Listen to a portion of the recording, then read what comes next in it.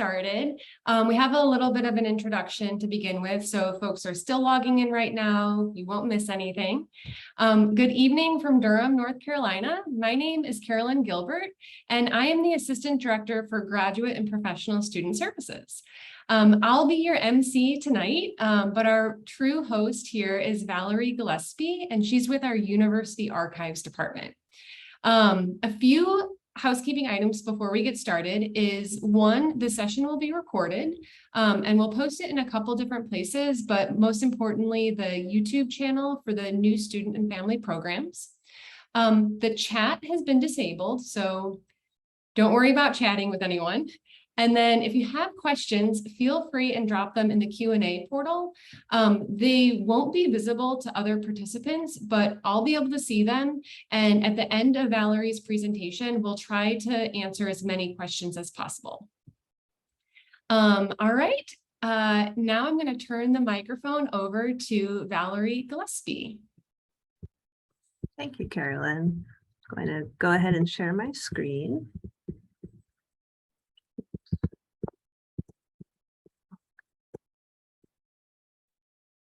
Are you seeing that okay? All right, great.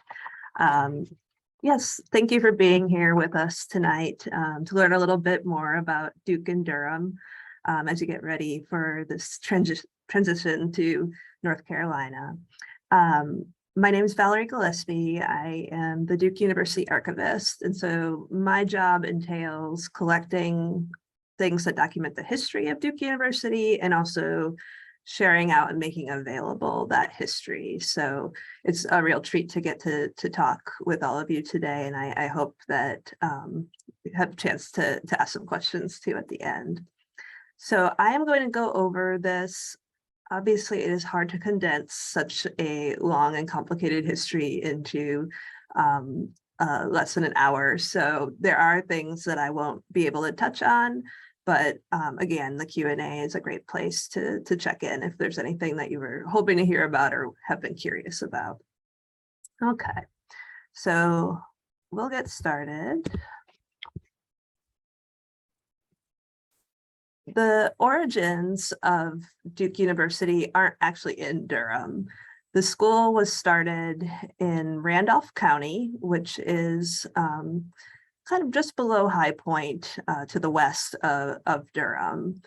When the school opened in 1838, it was a school that Quaker and Methodist parents had started for their children. It was not a college at that time. So the year after they founded what was called Brown Schoolhouse, it was a new constitution was run up for Union Institute Academy. And then in 1851, it was rechartered as Normal College, which referred to it teaching teachers essentially, like an école normale, if you see those in France. 1853 was the first graduating class from Normal College. It was a class of 2. They were brothers. And then in 1859, to reflect an association with the Methodist Church, the name of the school was changed once again to Trinity College. On the left here, you see a picture of Braxton Craven. He is our longest serving president in our institution's history. He was president from 1842 to 1882. So in many ways, the story of our institution in the 19th century was Craven's story. Here's a woodcut of what it looked like in Randolph County. There was really one building, not a whole campus full of buildings, and it was a pretty modest school, a school that always had some struggles keeping afloat, particularly during times like the Civil War when it closed briefly. The history, like many schools in the South and many predominantly white, historically white institutions, does have a history with slavery. Braxton Craven himself was a slave owner. This is something that we have done more research into over the last few years, and it's an aspect of our history that we want to understand better and have a chance to sort of reckon with it and in the ways that we can. In Randolph County, there are a few sort of notable firsts that happened. One is the first women graduates in 1878. These are the Giles sisters. If any of you are going to be moving onto East Campus this fall, Giles is the name of one of the dormitories. These are three sisters whose brother attended Trinity College. Women were not admitted at that time, but they were tutored outside of the formal classes, and they completed all of the work that was required of students at Trinity. And so the Board of Trustees decided to grant them degrees. This was unusual during this time period, and I'll talk about it a little bit later, but our institution has always been an early adopter of co-education. And so the Giles sisters are sort of the ones who led the way. First international student actually came in 1881. His name was Charles or Charlie Soong. He had been working on ships on the East Coast, and some of the Durham businessmen kind of took him under their wing and helped sponsor him to get an education at Trinity. Charlie Soong attended for about 1.5 years and then finished his education at Vanderbilt and then went back to China. The Soong family is a name that is widely recognized in China. He became very successful, and his children were also successful. One of his daughters married Chiang Kai-shek, and another one married Sun Yat-sen. So this is a very highly politically connected family, but he got his start at Trinity College. Also in the 1880s was a brief period when Trinity College ran what was called the Cherokee Industrial School. And here we see part of a contract between the Bureau of Indian Affairs and Braxton Craven, the president. This was one of many what were called Indian schools set up in the United States to Westernize Native Indigenous students. This was not an opportunity for them to get a college education. It was more about training them on how to practice Western customs, how to do farming, how to do other things that were considered more acceptable. This was not a good experience for the students in this school. We have limited direct documentation of their experiences, but from what we do know, this was not a good experience for them. And this agreement only lasted, I think, 3 to 4 years until it was closed. But like the role of slavery, understanding our connection to the Indian schools in the United States is an important one, and one that we're still discovering. Here's a class photo from 1891. You can see we had a different approach to landscaping at that time. This is in Randolph County. This is most of the class pictured here, so it is small. You notice that they are male and white for almost entirely, and that was the school's population at that time. At the same time, Durham in the 1890s was growing. This is a picture showing Main Street in Durham, and to the right, it's a little hard to see, there's some faint writing, but it's one of the tobacco warehouses in town. So Durham was not a colonial city the way that Raleigh and Chapel Hill were. Durham was really started following the Civil War as an outpost on the train line that ran across the state. After the Civil War, tobacco became a big cash crop, and particularly the kinds of tobacco that were grown in the area, which had been partaken of by the Northern Union soldiers and were in demand. Tobacco became kind of the way that Durham grew and became a city. So at this point, it's still quite small, but it was beginning to sort of get its name on the board as a place that was manufacturing much of the tobacco that was distributed across the United States. In 1892, the decision was made to move the school from Randolph County to Durham. As you saw from that picture of the students in the grass, Randolph County was pretty rural. It was difficult to attract students and faculty to come to the school. It was hard to sort of get donors excited since they weren't in the area regularly, and moving to a larger city where there would be more chance to show off the school and interact with all kinds of different people was appealing. The school considered moving to Greensboro and Raleigh, but in the end, Washington Duke, pictured at the left, who was one of those tobacco industrialists, offered the school $75,000 to move to Durham, and got a competitor, a fellow tobacco man, to offer land for the school. John Franklin Crowell, pictured at right, was the president, took that offer, and they made plans to move to Durham. This is a picture of what it would have looked like to enter Trinity College in Durham. This is what today's East Campus would be. So this is where first-year students live. The building you see through the gates is not a building that still stands today, and the entrance has actually moved since this time. The building in the center was called the Washington Duke Building for the namesake and the benefactor of the college. Unfortunately, it was not long-lived. It burned down in 1911 and does not exist anymore, but is part of kind of school legacy.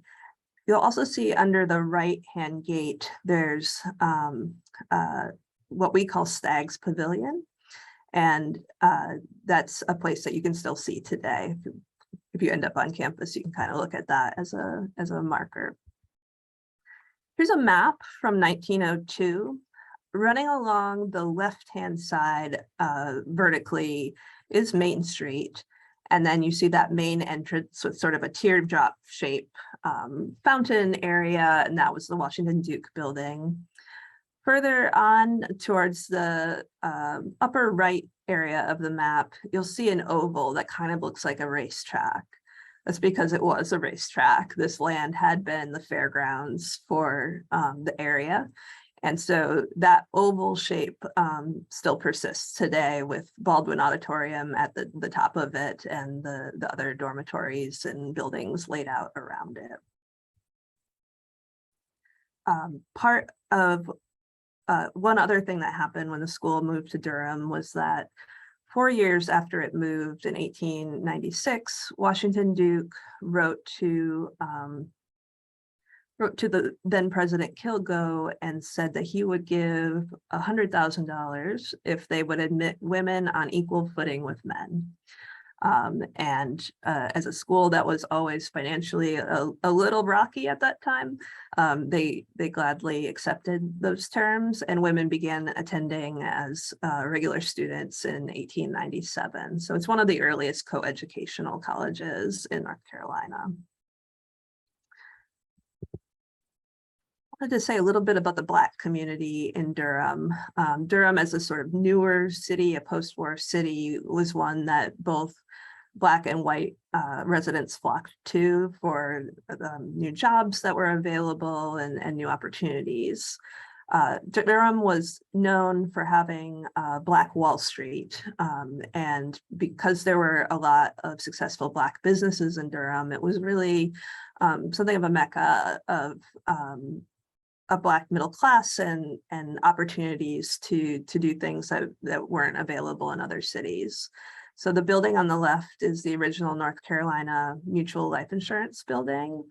NC Mutual was an African-American firm that was nationally advertised and recognized, and was a place of great pride for the city.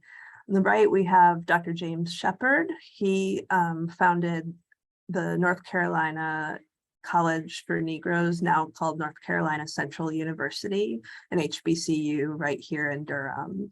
So there are a lot of opportunities and educational options available in Durham for Black residents as well as white residents.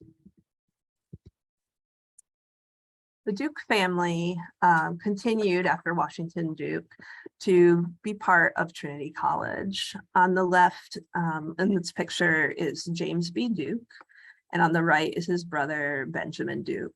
These were two of the sons of Washington Duke, and they took the tobacco business and expanded it even further.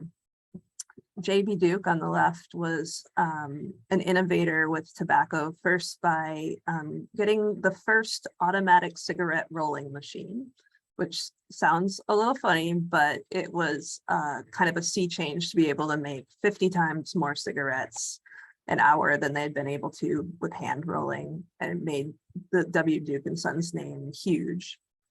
They then expanded across the country and across the globe, to the point that at one time, about 4/5 of the tobacco sold in the world came through American Tobacco and the Duke the Duke firm.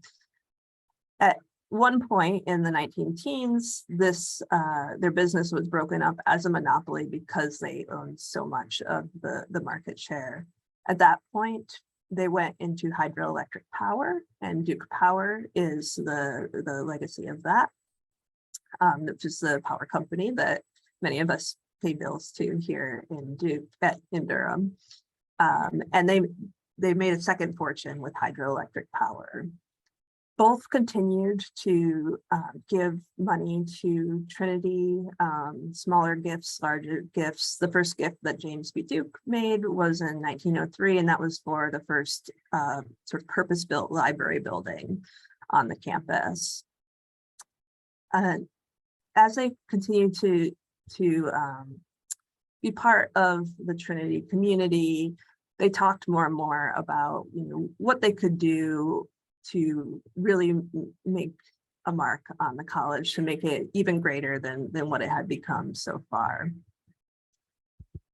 And that was done through the establishment of the Duke Endowment, which is a charitable foundation in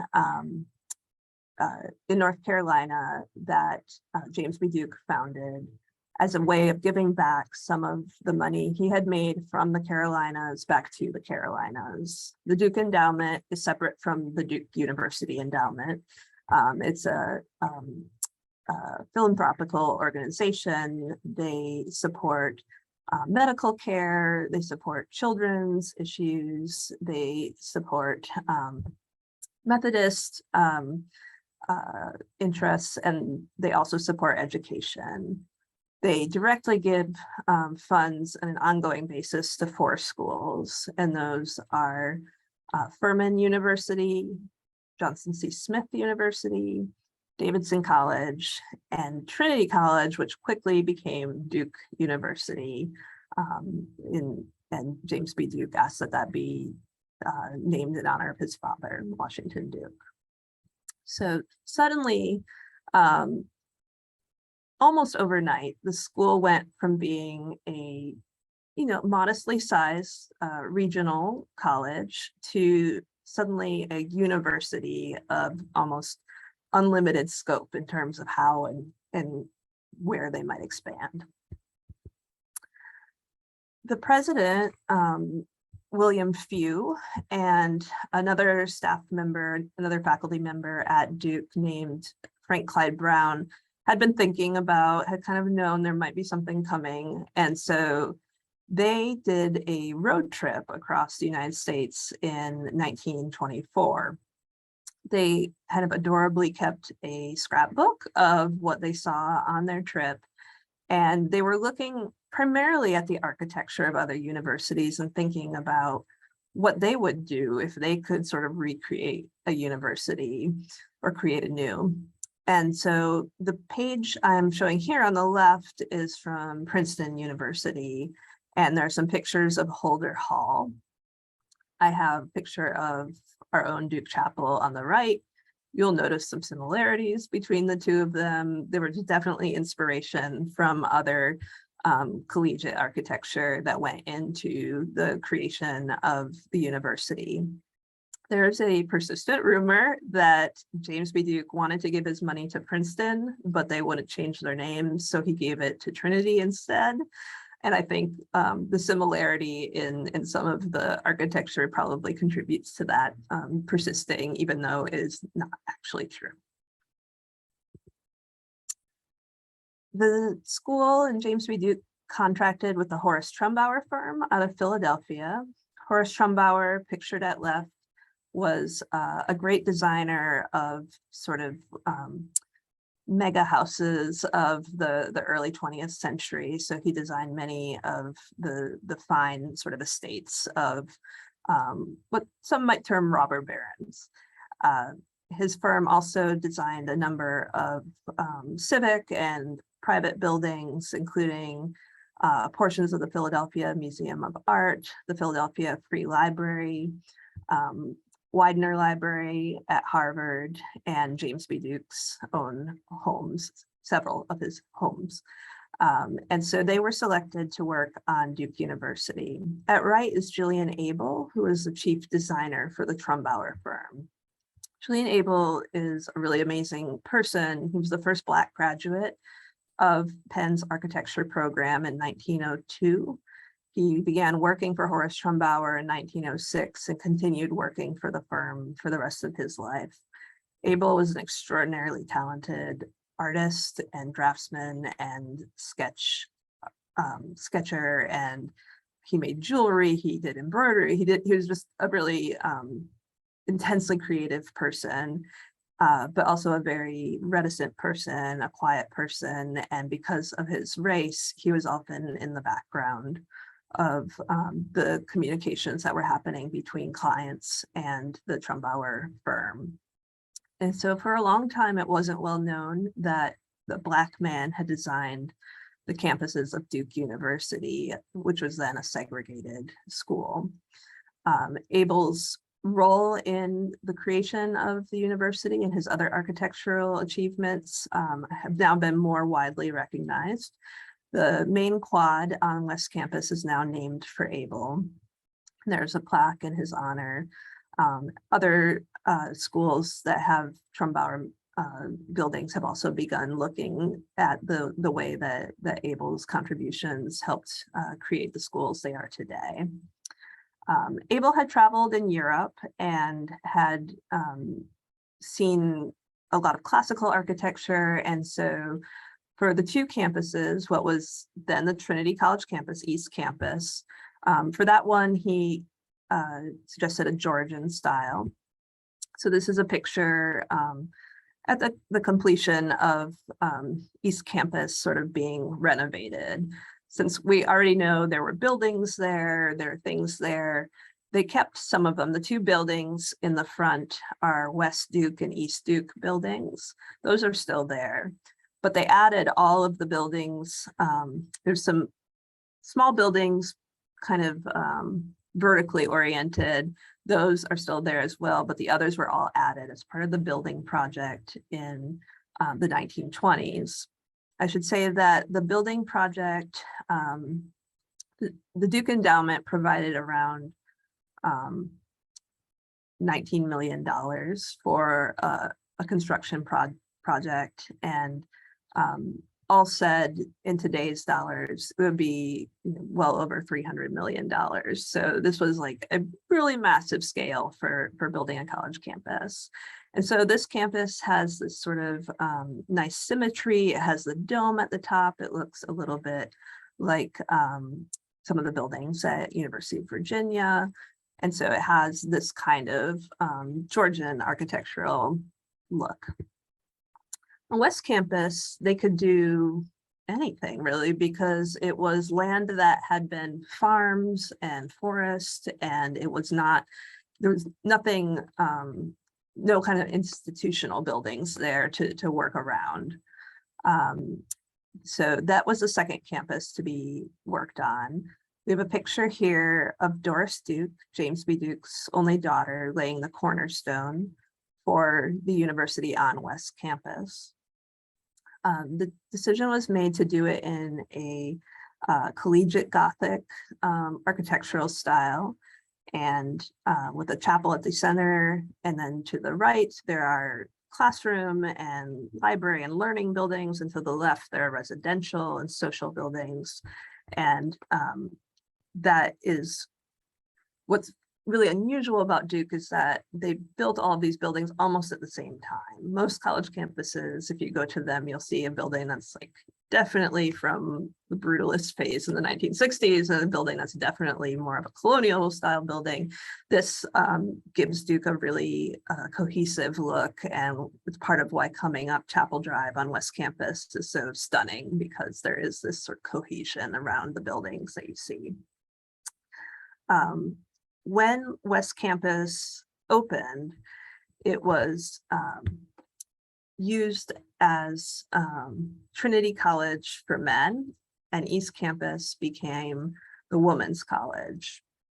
So part of that made West Campus the area where you see that the lower area, that's all dormitories that male students would have been housed in. At the top of this quad that you see, there is the medical school, and the hospital system has greatly expanded since this time. And where the chapel would be, you just sort of see some blurs to the left there, but that's where the chapel would have gone up. East Campus became Women's College, which had been something that had been envisioned for quite a while. There had been a desire to do sort of a coordinate college the way that Harvard had Radcliffe or Columbia had Barnard. And so at the point that West Campus opened, East Campus, the original Trinity College campus, became the residential campus for women students. Women and men took many of their classes together. It wasn't separated in terms of curriculum, but it was separated in terms of student government, in terms of some leadership opportunities, and certainly in residential and social policies. On the left here is Alice Mary Baldwin, the first dean of women at Duke University. She's a pretty amazing lady and has a very entertaining memoir. The auditorium on East Campus is named in her honor, Baldwin Auditorium. So I mentioned a little bit about some of the different social restrictions for women. The publication I'm showing at left here is called Design for a Duchess. This was a publication that came out in the 1950s up to the early 1960s, and this would have been sent to freshman girls, freshman women, ahead of them moving onto campus. And it basically gave the blueprint for how to be socially successful at Duke. I've got a little clip here about, are you wardrobe wise? It gives all the things that women should bring and the ways that they should dress.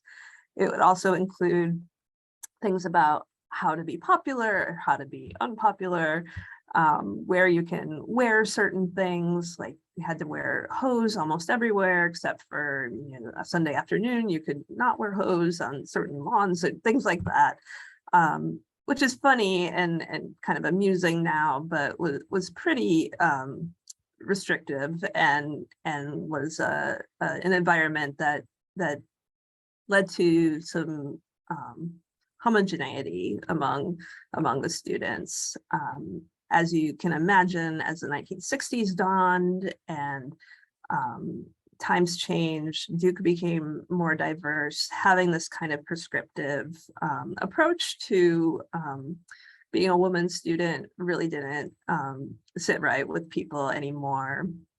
And that's one of the things that led to Women's College eventually being dissolved and combined with the Trinity College for men. There were opportunities at Women's College that are still remembered pretty fondly, things like being able to be president of the Student Government Association was an opportunity that women had, that once they were combined, often men would dominate in certain organizations. So there were things to really like about women's college, and there are things that were definitely to critique about women's college. Duke was not one of the earlier desegregated institutions in the South. Since the 1940s, there had been discussions on campus, petitions, resolutions from the men's and women's student government, from faculty, from a number of different entities, but the Board of Trustees, which made the ultimate policies for the university, did not admit Black students into the graduate and professional schools until 1961, and into the undergraduate classes in 1963. And at left, we have a picture of the first 3 Black undergraduates taken in 1967, just before their graduation. They're really important people to our past. And the woman on the left, Wilhelmina Rubin Cook, there's now a building named for her on West Campus. So if you have any classes in the Rubin Cook building, that's who it's named for. On the right is Samuel Du Bois Cook. He was the first Black faculty member in 1966. He also a pretty amazing person, and someone for whom we still have awards named for him. He went on to be president of Dillard University and a trustee, but just a really important change happening in the 1960s. The culture was changing too. The first year, there were 5 undergraduate Black students admitted, and each year there were more. But the school itself wasn't necessarily taking steps to become a more inclusive place. So at the top left, we have a group of students who are sitting and studying. This was the 1967 Allen Building Study-In, where Black students assembled in the president's office and stayed with a demand that the school stop holding events at segregated institutions like a local country club. The school did make that change after this protest, but it was not something that was done easily or quickly. The color photo on the right is what's known as a silent vigil. This was a demonstration that happened after the assassination of Martin Luther King Jr. in 1968. Students went out onto the quad and sort of amassed, partly as an act of mourning, but also as a demand for better pay for the hourly non-academic workers on campus, most of whom were Black, and to try to see some improvements on campus. At the bottom right is a picture of the 1969 Allen Building takeover. This is probably the seminal event of the 1960s. Black students occupied the Allen Building, where the president's office is, and other administrative functions for the day. Police were called and they assembled. The students left peacefully around 5 o'clock. The police came in sort of through the back. There's a clash between the crowd that had gathered outside the building, and tear gas was fired on the crowd. The Black students had a list of demands, which included things like a Black Studies program, a Black dormitory, a more representative student body that would match the racial makeup of North Carolinians, for example. And so this was an event that really might divide, in some ways, old Duke from new Duke. The outcome of the Allen Building takeover eventually led to the creation of the Department of African and African American Studies, the Mary Lou Williams Center for Black Culture, and some other changes were made. There are still things that have not changed significantly since this time. And at the 50th anniversary of this protest, it was a really interesting time to look at what Black students are experiencing today, what the students were experiencing then, and what's changed and what still needs work. So Duke kept growing and expanding. It became what the New York Times Magazine called a hot college in 1984. Part of this was thanks to the role of President Terry Sanford, who was president of Duke from 1970 to 1985. He had previously been the governor of North Carolina. He ran for president twice, president of the United States twice while president at Duke. He was a senator from North Carolina after his tenure as president, and he was a very political creature and a well-connected person, and someone who really helped Duke expand and look forward and become more of what we know it as today. So the school expanded. At the time that the West Campus opened, there was Trinity Women's College at that time. The law school, divinity school, and graduate schools existed. Medicine and nursing soon followed after the opening of the West Campus and the buildings and facilities there. The School of Forestry was 1938. That's today's Nicholas School of the Environment. The engineering school started in 1939, now known as the Pratt School. The Fuqua School of Business in 1969. And the Sanford School of Public Policy in 2005. That's named for Terry Sanford and was started as an institute in 1971. And then we have Duke Kunshan University, which is an international joint venture with Wuhan University in China. This is a picture of the beautiful campus over there. It was officially started in 2013, and the first graduating class of undergraduates just graduated this past spring in 2022. As Duke has changed, as the world has changed, Durham's industries have also changed.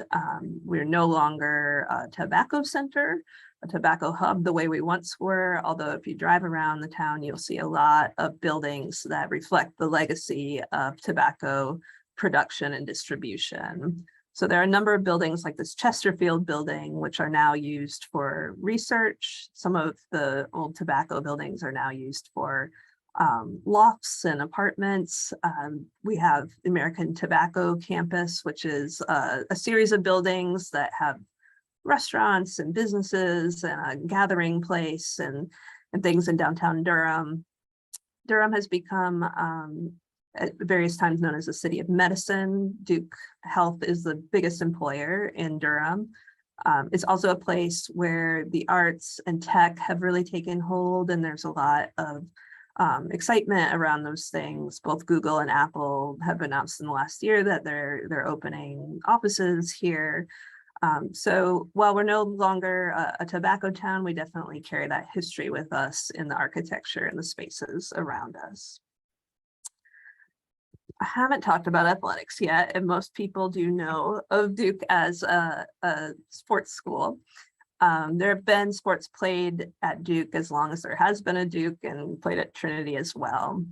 Here we have some pictures of a couple of women students playing baseball in the 1940s. Women playing basketball in the 1980s, and two members of the swim team in the 1970s. But most of you probably know Duke for basketball. And this is one of my favorite headlines in the student newspaper's sort of weekly magazine, Krzyzewski. This is not a typo. And this was the announcement of the new basketball coach, Mike Krzyzewski, in 1980. As many of you know, he went on to spend 42 years at Duke, retiring just this past spring, and really raising the profile of Duke nationally through the incredibly successful men's basketball program. Pictured towards the lower right is what is known as K-ville or Krzyzewskiville. This is a tent city that has popped up and probably will again. During the early springs of each year, students wait out to get tickets to get priority entrance into the Duke UNC basketball game at Cameron. This is sometimes held in February, sometimes in early March. Sometimes students are out there for a number of weeks waiting for their tickets, but it's really become a beloved social institution on campus. Before basketball was ascendant at Duke, football was what it was known for nationally, more than any other sport. The 1938 football team was known as the Iron Dukes, and that's still the name of our athletic booster organization. They were amazingly undefeated the whole season, but also unscored upon the whole season, which I don't know who else has that kind of record. January 1, 1939, they went to the Rose Bowl. They lost, unfortunately. Then the team continued to have some great seasons. They were going to the Rose Bowl after their season in 1941. It's held on January 1st, 1942. But on December 7th, 1941, the bombing of Pearl Harbor took place in Hawaii. And it suddenly became quite a concern in terms of having a big gathering of people on the West Coast. There was just, people weren't sure what was happening. And so Duke said, well, we'll host the Rose Bowl. So with 3 weeks to prepare, they borrowed bleachers from UNC and from NC State. They sold tickets. They got the Oregon State team, the opponent, out by train to Durham. And on January 1st, there were 55,000 people in attendance to see the Rose Bowl played in Durham. Sorry to report, Duke also lost this game, but it is a really special memory and part of our history. For a long time, I would say it's the only time it's ever been played outside of Pasadena, but then last year it was played in Arlington, Texas. But I still think we're very unique in our hosting of the Rose Bowl. I sometimes get asked about the Blue Devil, like why do we have a devil as our mascot when we have this historic association with the Methodist Church? It has to do with the name of a Alpine troop in World War I, Les Diables Bleus, and there's a picture of the Blue Devil infantrymen there on the right.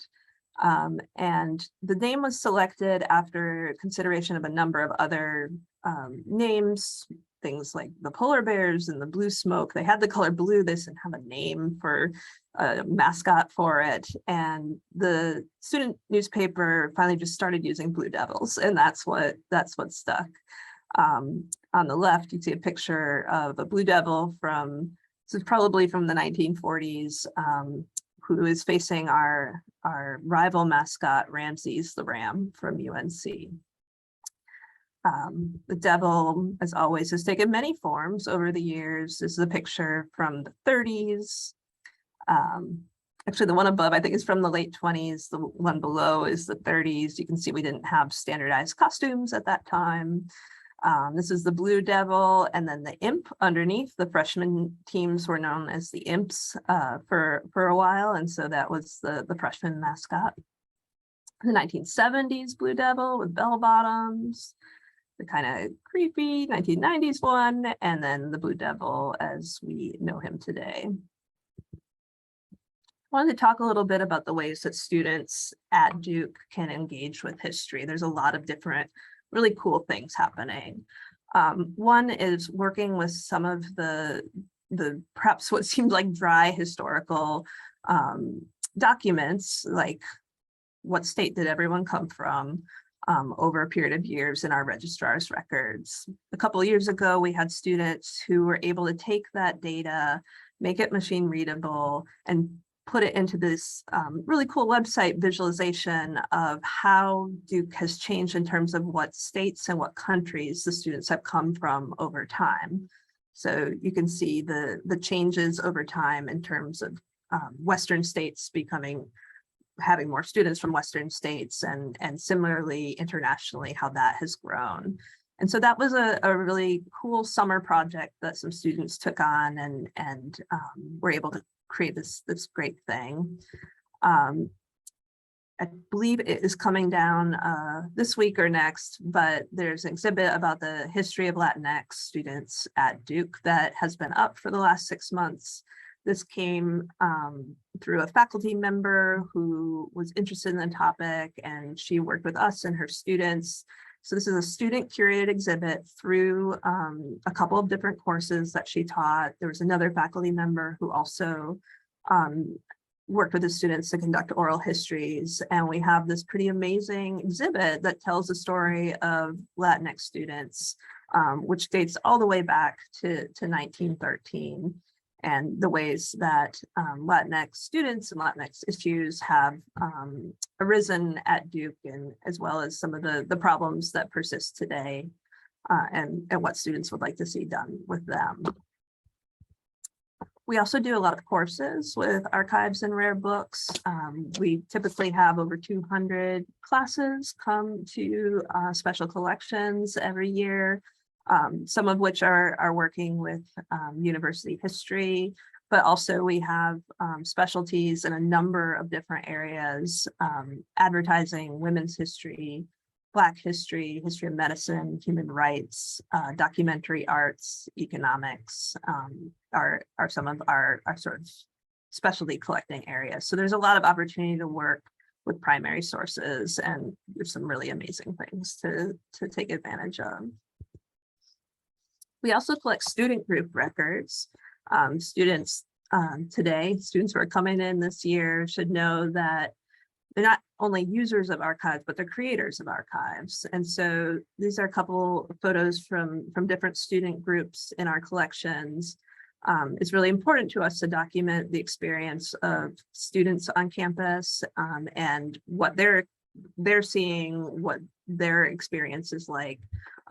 Things that aren't always recorded in, say, administrative records from an administrative office. And so we do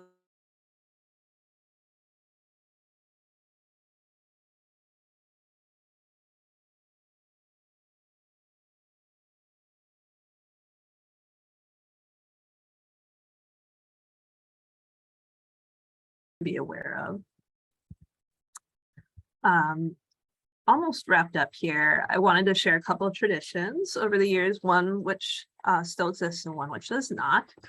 On the top left, you can see a young man wearing a hat that has a D and then a 6-1 on it. This was called a dink, and these were hats that freshman male students wore from the beginning of the semester, sometimes to the end of the semester. So this was his class year. He was a class 1961. These hats had a couple of different purposes, and the women students you see on the right had bows, which did the same thing, had their class year on them. It made it really easy to spot freshmen and to perhaps tease them, which upper class students would never do, but they could.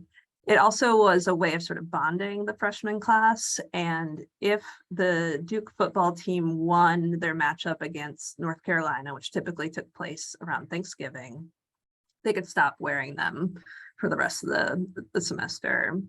If they lost to Carolina, they had to keep wearing them till the end of the semester. And so this, really engendered a lot of enthusiasm for football and for the rivalry, and is a tradition that perhaps is best left in the past. On the bottom, we have actually another football related tradition. This is a picture of the head cheerleaders at Duke and Carolina shaking hands over a bell. This was called the Victory Bell. This bell has been passed back and forth between the two schools for the last 70 years or so. Whoever wins that matchup in the fall gets to keep the Victory Bell for the year. There have been Victory Bell pranks. There have been Victory Bell thefts over the years. This is sort of a fun tradition that comes out every autumn. So I hope that you are feeling ready and excited to come to Duke this fall. I love this picture. It just shows that it's always been awkward to meet your new roommate and for parents to meet one another. But I think you'll find that it's a really fresh, friendly place, and that we're excited to have you here and become part of Duke with us. That's the end of my presentation. I've got a link to our website and my email address there if anyone wants to find out more. And I'll be happy to take any questions that might have come in. Thank you so much. I have been at Duke for a couple of years now, and I always learn something new. I definitely want to look into Miss Baldwin's memoir. So I'm looking forward to that. So we do have a couple questions. One came in very early in the webinar, but I think it's an important one. You definitely touched on a couple of these topics, but it's talking about Duke, and I might extend to the Southern US or the US.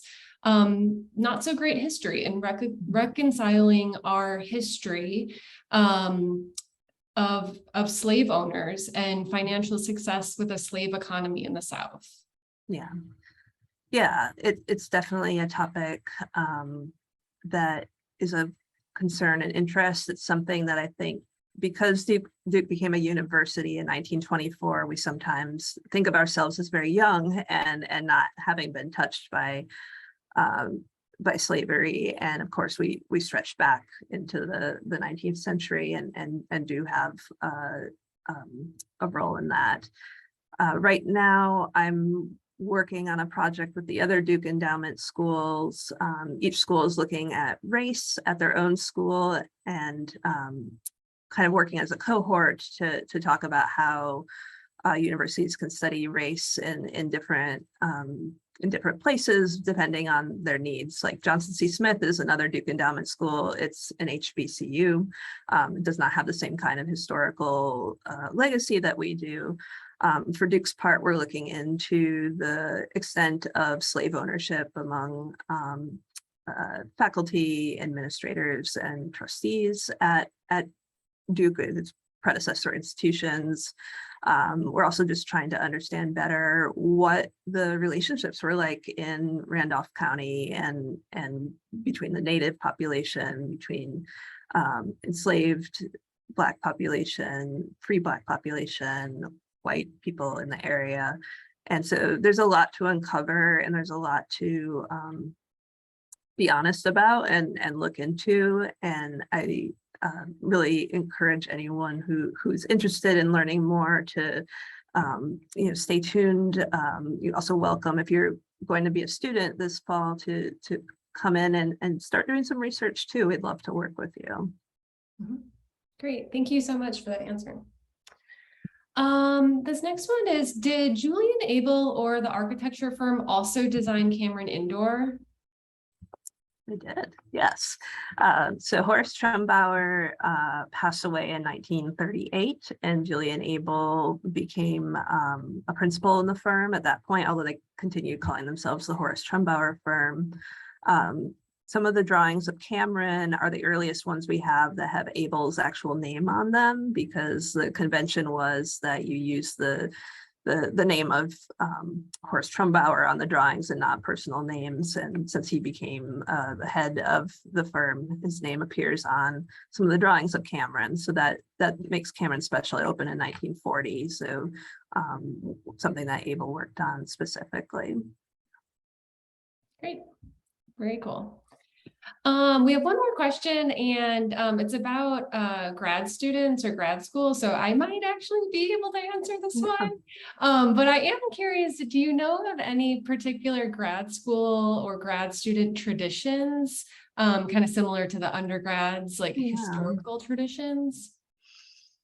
That's a really good question. I think that it might depend on which professional school or which area of the grad school you're in. I'd love to hear from you what you're aware of. I was going to say the exact same thing. So our grad and professional schools all have a lot of traditions, I'm sure. The student organizations and clubs within each of the professional schools are robust and abundant, and they have an eclectic traditions and kind of legacy events that they host. And then kind of outside of the professional schools, the entire, Duke University, we have a graduate and professional student government. And so one of the questions I answered was about camp out. And so our grad and professional students actually have a separate camp out. It's not, I was going to say it's not as intense as the undergrads, but that is probably a lie. It's a weekend long event, so it's just different. And it's catered much towards, the population, grad and professional students, often families, children's events and bringing in partners and things like that. So it's just a different intensity. And through our grad and professional student government, there are a number of different kind of legacy events that you'll become a part of. Yep. All right, so we don't have any more questions. Thank you so much to our audience for joining us. It's evening here in Durham, but I know that it could be morning or afternoon, depending on where you're joining. We're very excited to welcome you to Duke or to welcome your new student to Duke. And we look forward to seeing everyone in the fall. Thank you so much to Valerie and her wealth of knowledge.